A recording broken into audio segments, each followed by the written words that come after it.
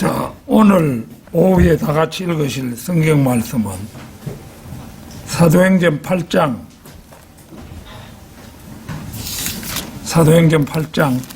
26절에서 39절까지입니다. 상당히 조금 긴 편입니다.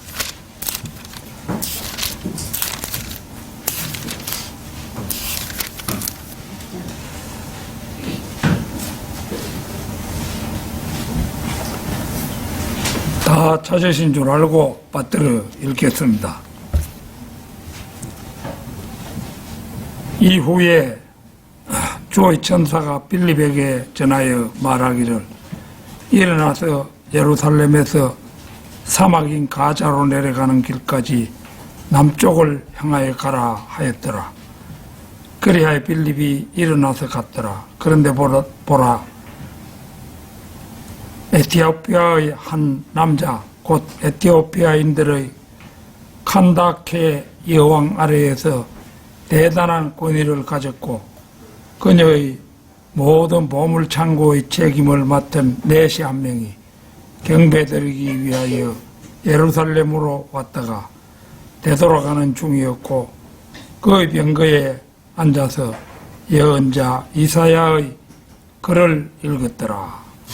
그때 성령님께서 빌립에게 말씀하시기를 가까이 가서 이 병거에 스스로 합류하라 하셨느니라. 그러자 빌립이 그를 향하여 거기로 달려갔는데 예언자 이사야의 글을 낭독하는 그의 말을 들었기에 말하기를 당신이 낭독하고 있는 것을 당신은 이해하느뇨 하였더라. 그러자 그가 말하기를 어떤 사람이 나를 지도하지 않는다면 내가 어떻게 이해할 수 있으리요 하였더라. 그러자 그는 빌립이 올라와서 자신 곁에 앉을 것을 그에게 간절히 청하였더라. 그가 읽던 성경 기록은 이 대목이었더라. 그가 도살장에 가는 한 마리 양같이 끌려갔으며 그의 털 깎는 자 앞에서 말하지 못하는 한 마리 어린 양같이 그가 자신의 입을 그렇게 열지 아니하였도다. 그의 굴욕 가운데 그의 공의는 박탈당하였도다. 그런즉 누가 그의 세대를 선언하리요? 이는 그의 생명이 땅에서 수탈되었기 때문이라. 그러자 그 내시가 빌립에게 대답하여 말하기를 내가 당신에게 간구하노라. 이 예언자가 누구에 관하여 이것을 언급하고 있는가? 자신에 관해서인가 아니면 어떤 다른 사람에 관해서인가 하였더라. 그때 빌립이 자신의 입을 열었으니 바로 그 성경 기록에서 시작하여 그에게 예수님을 선포하였더라. 이었고 그들이 자신들의 길을 가는 동안 그들은 어떤 물에 도달하였더라. 그러자 그 내시가 말하기를 보라 여기에 물이 있도다. 내가 침례를 받는 데에 무엇이 방해하리요 하였더라. 이에 빌립이 말하기를 만일 당신의 마음을 다하여 믿는다면 당신은 침례를 받을 수 있느니라 하였더라. 그러자 그가 대답하여 말하기를 예수 그리스도께서 하나님의 아들이신 것을 나는 믿노라 하였더라. 그리하여 그가 병거를 가만히 세우도록 명령하였고 그들이 둘 다 물속으로 내려갔으니 빌립과 넷이 모두라.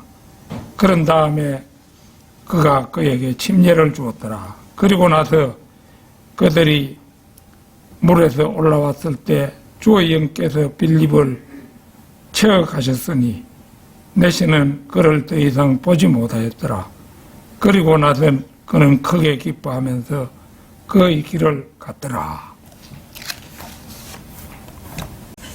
자, 함족 최초로 침례받은 에티오피아 내시, 함족 최초로 침례받은 에티오피아의 내시, 이런 제목으로 말씀을 드리겠습니다.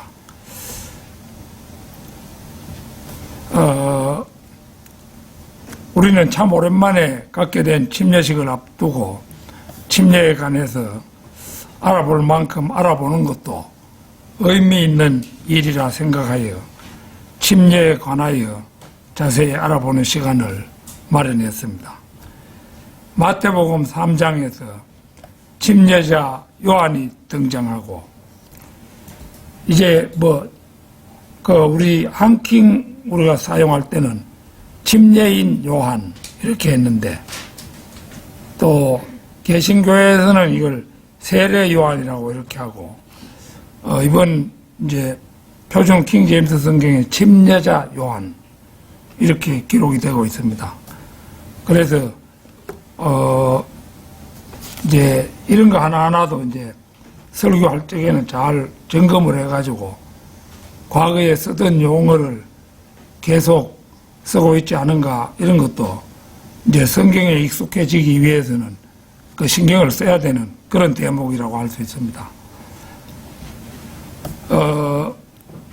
마태복음 3장에서 침례자 요한이 등장하고, 그는 요르단강에서 백성들에게 침례를 줍니다. 그러나 이 침례는 회개의 침례로 오늘날 우리가 구원받고 나서 받는 침례와는 차이가 있습니다.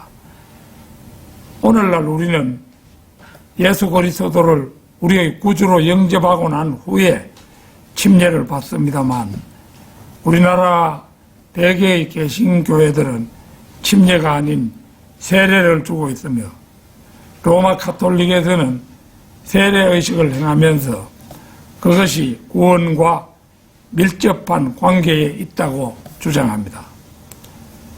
바이블 빌리버라는 말은 공연히 일컬어지는 말이 아닙니다. 성경이 표방하는 믿음을 그 어떤 가식도 없이 그대로 믿고 실천하는 사람들의 믿음이 바로 바이블 빌리버의 믿음입니다. 오늘 이 시간 이후에 침례에 관한 확실한 교리를 알고 확고부동한 믿음의 길을 갈 수 있기를 바라는 마음 간절합니다. 함족 최초로 침례받은 에티오피아의 넷이, 첫째는 오늘 본문 말씀의 주인공 에티오피아의 넷이는 현생보다는 내세를 위해 대비하는 사람이었다는 사실입니다. 그는 뱅거에 앉아서 예언자 이사야의 글을 읽었더라. 이 말로 미루어 보건대 그가 현생보다는 내세에 대비하는 사람이었다는 사실을 쉽게 확인할 수 있습니다. 당시만 해도 예루살렘을 가자 지구를 거쳐 그 예루살렘을 출발해 가지고 가자 지구를 거쳐 에티오피아까지 가는 길은 두세 달은 좋게 걸리는 먼 길이라고 할 수 있습니다. 그 멀고 먼 길에 풍경을 구경하는 것도 아니고, 그렇다고 앉아서 조는 것도 아닌 오로지 하나님의 말씀을 사랑하여 예언자 이사야의 글을 읽고 있었다는 사실은 실로 예산 일이 아닙니다. 이사야서 56장 4절 5절 찾겠습니다.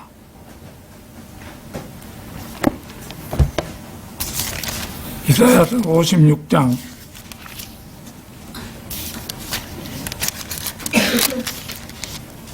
4절 5절입니다.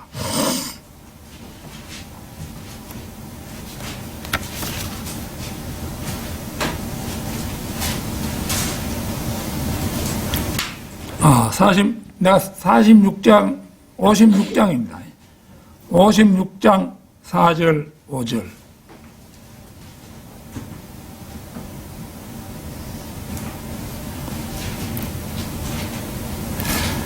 이는 나의 안식일들을 지키고 나를 기쁘게 하는 것들을 선택하여 나의 언약을 굳건하게 붙드는 고자들에게 주가이같이 말하기 때문이라. 바로 그들에게 나는 나의 집안에서 또 나의 성벽들 안쪽에서 아들들과 딸들에 속한 것보다 더 나은 하나의 처소와 하나의 이름을 주겠노라. 내가 그들에게 끊어지지 아니할 한 영원한 이름을 주겠노라. 뭐 여러분 고자가 뭔가 알지요 다. 그런데 이 내시는 거세를 하잖아요. 내시가 혹시나 임금이 거처하는 대궐에서 계속 거주하는 사람인데 거세를 하지 않고 그대로 있으면은 불시에 어떤 욕망이 일어나서 궁녀들을 건드릴 수도 있고 이러니까 반드시 고자로 만들어 가지고 대궐 내에 두는 겁니다. 그러니까 뭐 옛날 에티오피아나 이스라엘이나 우리나라도 대궐에서는 다 대궐에 있는 남자들은 다 고자입니다. 이래서 그렇게 했는데 여기 보면 이 고자들에게 하나님이 아주 중요한 약속을 하고 계시지요. 아들들과 딸들에게 속한 것보다 더 나은 하나의 처소와 하나의 이름을 주겠노라. 내가 그들에게 끊어지지 아니할 한 영원한 이름을 주겠노라. 이 내시가 거세당한 남자인데 일반적으로 장가가서 아들, 딸이 있는 사람들은 여자에 대한 욕망, 자식에 대한 바람이 있게 마련입니다. 그러나 내시에게는 그런 것이 없습니다. 바로 이들에게 하나님께서는 아들들과 딸들에 속한 것보다 더 나은 하나의 처소와 하나의 이름을 주겠노라. 내가 그들에게 끊어지지 아니할 한 영원한 이름을 주겠노라. 이렇게 약속하고 계십니다. 물론 여기에는 나의 안식일들을 지키고 나를 기쁘게 하는 것들을 선택하며 나의 언약을 굳건하게 붙드는 고자들이라는 전제 조건이 있습니다. 러크만 목사님은 이 내시를 두고 참으로 가치 있는 사람이라고 평가했습니다. 그리고 그 까닭으로 그가 본국으로 돌아가서 말씀을 전파한 사람들은 1970년까지 자그마치 1900년 동안, 그러니까 아직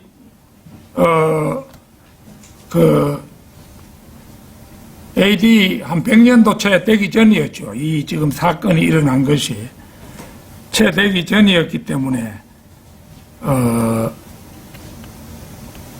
지금 뭐로 이렇게 따져보면은 한 1900여 년 전에 이 내시가 구원을 받고 자기 본국에 돌아가서 말씀을 전파함으로 해서 1970년대까지 자그마치 1900년 동안을 하일레 성경대로 믿는 통치자를 이 에티오피아가 가지고 있었다 이겁니다.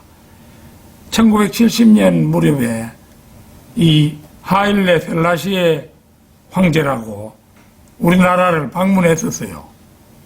박정희 대통령 시절에 방문해가지고 그 신문 기자들 앞에서 이 셀라시에 황제가 나는 솔로몬의 자손이라고 그렇게 자기 조상을 얘기했어요. 그런데 에티오피아에 그 혁명이 일어났죠. 공산혁명이 일어나가지고 황제를 죽이고 뭐 이렇게 돼가지고 지금은 뭐 그 황제의 국가가 아니죠. 어쨌거나 이 셀라시에 황제가 우리나라에까지 왔던 그 황제가 그렇게 성경대로 믿는 통치자였다 이거죠. 그러니까 이게 공연이 됐겠느냐. 그 1900여 년 전에 이 에티오피아 내시가 구원받고 돌아가서 복음을 전해가지고 자신의 황제들에게도 대대로 복음을 전하고 이렇게 해가지고 그 복음이 대대로 계속되는 그런 나라를 이루었다는 겁니다. 그러니까 대단하잖아요. 보통 우리 보면은 뭐 아버지가 굳건하게 믿는 사람이라도 몇 대를 거치면은 그만 시들해지고 아버지의 가르침도 그만 그게 중한가 안 중한가 이런 생각도 없이 옛날에 가졌던 그런 마음을 다 버리고 마는 것이 인간의 삶이잖아요. 그런데 이 에티오피아 내시는 그 빌립으로부터 구원받고 침례까지 받고 나서 자기 본국으로 돌아가서 그 자기 주위에 있는 황제를 비롯해서 모든 사람들에게 복음을 전하고 이래가지고 1900년 동안 에티오피아가 그러한 믿음을 가졌던 그런 나라였다는 건 실로 놀랍지 않습니까?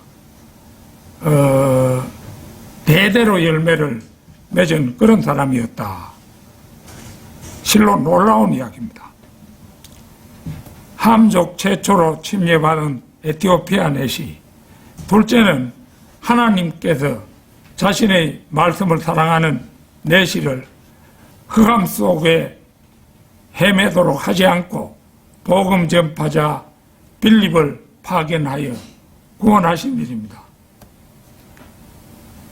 이 내시가 그냥 믿어도 그만 안 믿어도 그만 마음이 막 그렇고 그런 사람이었다면은 직접 빌립을 보내가지고 복음을 전하도록 하지도 않았을 겁니다. 그런데 보니까 참 훌륭한 그 소망을 가지고 있는 그런 사람이었더라 이거죠. 그러니까 저런 사람은 지옥 가도록 놔둬서는 안 되겠다. 이래가지고 하나님께서 빌립을 보내도록 한 거지요. 이후에 주의 천사가 빌립에게 전하여 말하기를 일어나서 예루살렘에서 사막인 가자로 내려가는 길까지 남쪽을 향하여 가라 하였더라. 내시와 빌립을 이제 우리 인간이 개미 한 마리를 개미 두 마리가 있다고 할 때 이쪽에 한 마리 끼도록 하고 이쪽에도 한 마리 끼어가도록 하면은 사람은 그래도 한눈에 이 양쪽의 개미를 볼 수 있죠. 그런데 그런 차이보다 하나님은 더 크신 분이지요. 그러니까 지금 빌립의 눈에는 가자 저쪽에 누가 있는지 보이지도 않고 내시 눈에도 누가 있는 것도 보이지 않지만은 하나님께서는 양쪽을 다 한눈에 보고 계시면서 이제 직접 명령을 하달하시지요.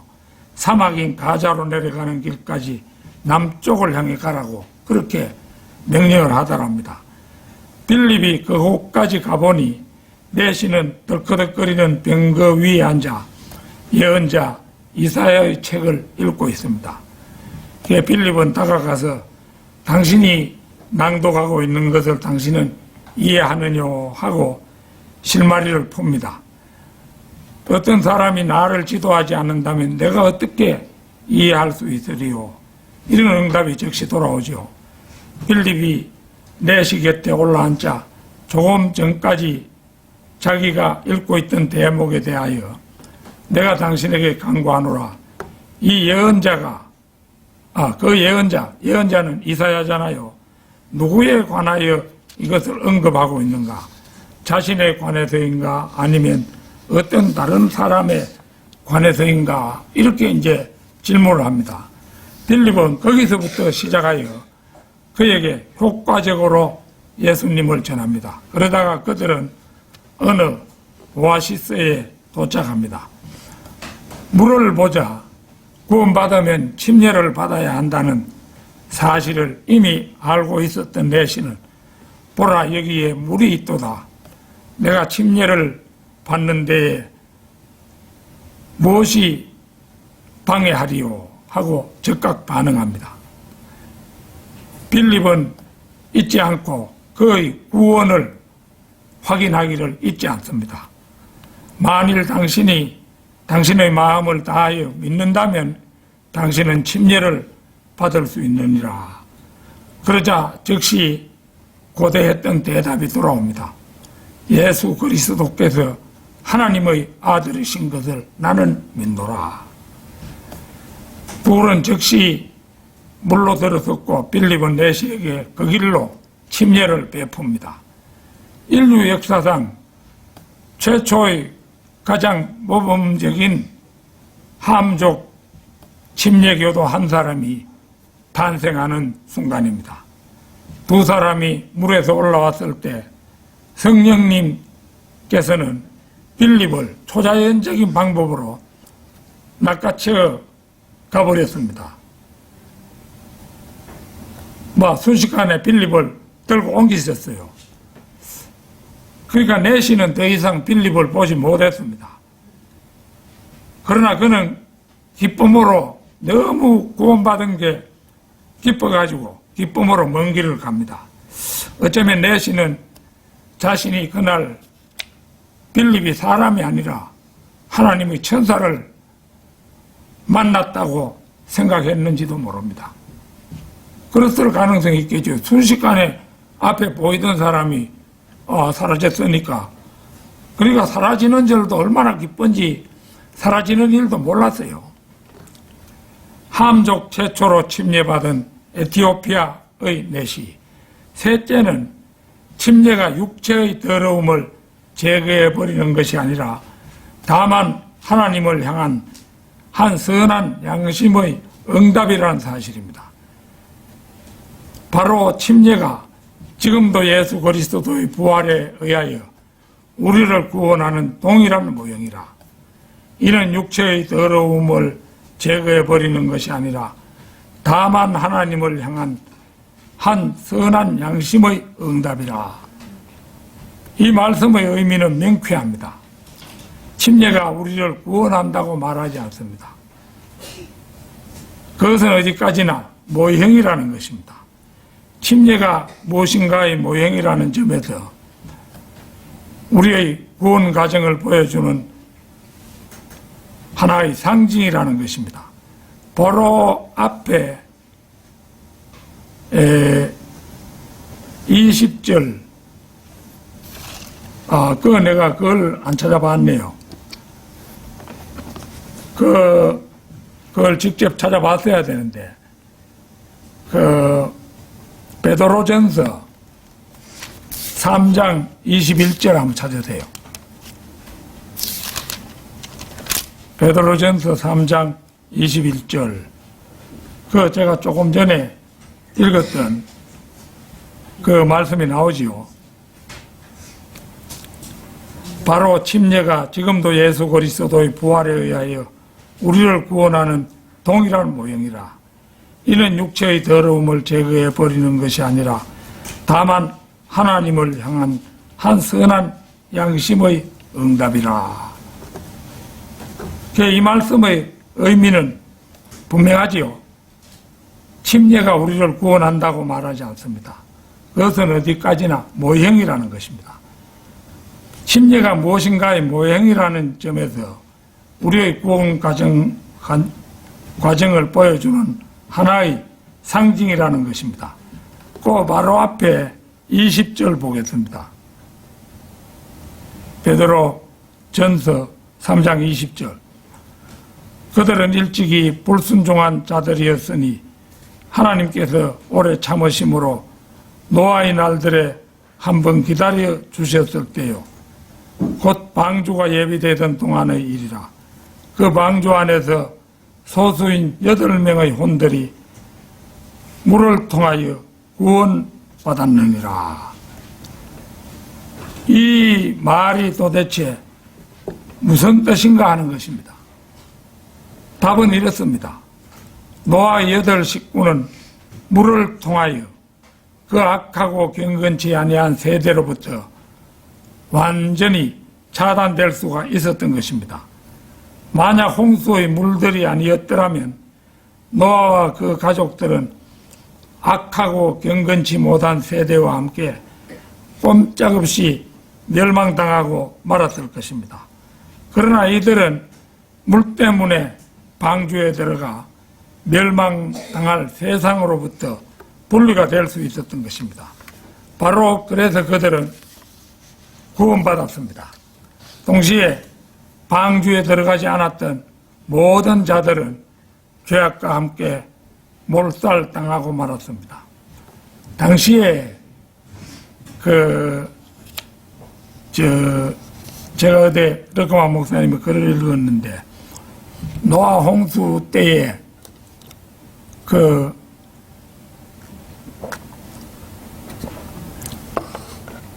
살았던 사람들의 수가 얼마 정도 됐겠느냐? 약 400만 정도로 추산했어요. 르크만 목사님이.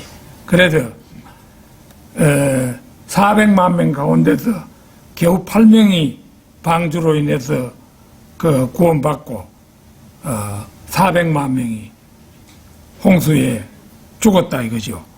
창세기 7장 21절 22절 한번 찾겠습니다. 창세기 7장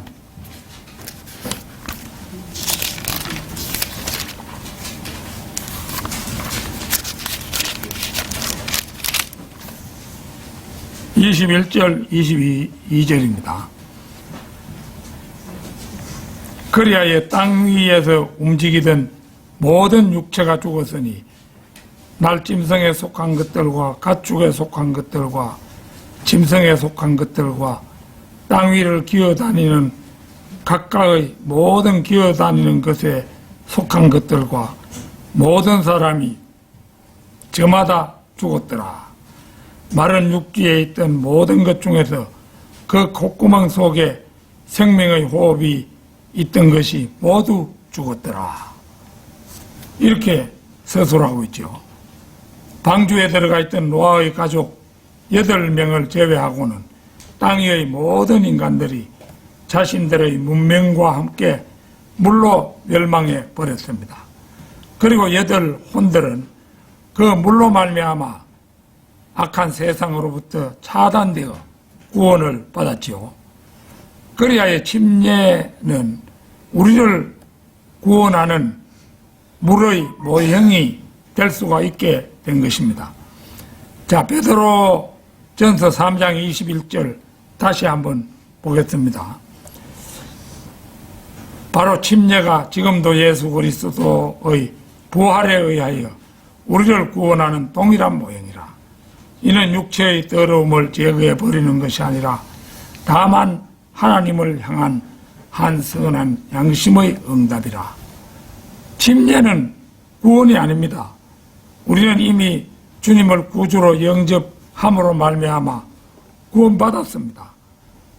물에 잠긴다고 하여 더러움을 제거하는 일도 아닙니다. 다만 하나님과 이 자리에 이제 그 침례 받는 자리에 함께 참석한 성도들을 향해 나는 구원받고 성도님들과 함께 그리스도와 한 몸이 되었습니다. 이런 선한 양심의 응답이자 간정임을 밖으로 드러내 보이는 일. 침례라는 것은 그 이상도 그 이하도 아닙니다. 원래 오늘 오후에 하기로 했으나 우천관계로 그 침례가 한 주 연기되었습니다. 또 다음 주일에 계속 또 비 온다면 한 주는 더 연기해야 되는지도 모릅니다. 그러나 일단은 그렇게 계획을 잡고 있습니다. 그래서 한 주 더 연기되었는데요. 침례를 받기로 결심한 분들에게 진심으로 심심한 축하의 박수를 보냅니다. 다 같이 기도드리겠습니다.